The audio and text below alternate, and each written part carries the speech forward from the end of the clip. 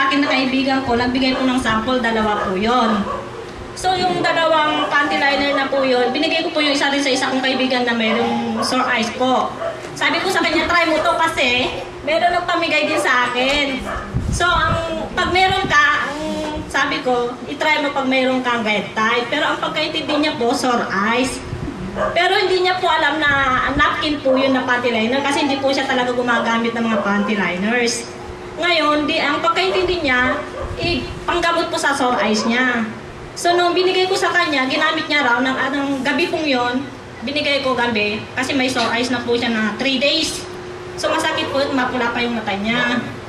Nung sabi ko, nung kinabukasan po siguro, tinest ko siya, kumusta naman yung pakiramdam mo, ginamit mo na ba yung napkin? Sabi, ginamit ko sa mata ko, gumaling. Sabi niya pong ganon. Ha? Sabi kong ganon. Bakit? Hindi naman sa mata yun panty liner yun, gamit yun sa ano natin. Sabi kong ganon. Sabi mo, gamitin ko kapag may red eyes ako. Hindi, ang sabi ko, pag may red tide ka. Hindi ko sinabing gamitin mo sa mata mo. Hindi, gumaling yung mata ko, nawala yung pula, nawala yung sakit Sabi niya pong ganon. So sabi ko, talaga? Sabi kong ganon.